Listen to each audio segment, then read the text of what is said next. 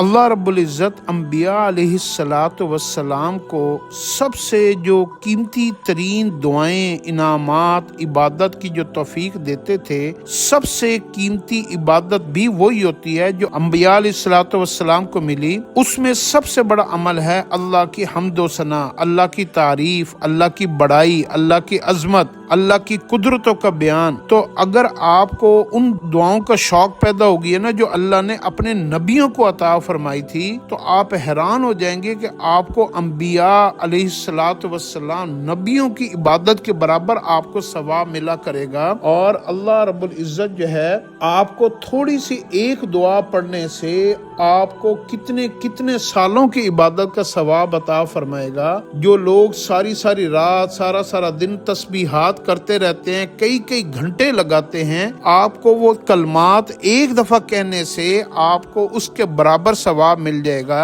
اور بڑی محنت سے آپ بچ کر تھوڑی سے عمل کے ساتھ آپ بہت زیادہ ثواب کے حقدار ہو جائیں گے۔ اور ان میں سے ایک دعا یہ ہے جس میں ساری کی ساری اللہ کے حمد و ثنا، اللہ کی عظمت اور اللہ کی بڑائی ہے۔ اللہ کی بڑائی اور حمد و ثنا کی دعائیں ساری دعاؤں سے افضل دعائیں ہوتی ہیں۔ آپ ان دعاؤں کو ضرور پڑھا کریں۔ وہ دعا یہ ہے: سبحان اللہ عدد ما خلق، سبحان اللہ ملء ما خلق، سبحان اللہ عدد ما فی الارض والسماء، سبحان اللہ ملء ما فی الارض والسماء، سبحان اللہ عدد ما احصا کتابہ، سبحان اللہ ملء ما احصا کتابہ، سبحان اللہ عدد کل شیء، سبحان اللہ ملء کل شیء، الحمد للہ عدد ما خلق، الحمد للہ ملء ما خلق، الحمد للہ عدد ما فی الارض والسماء،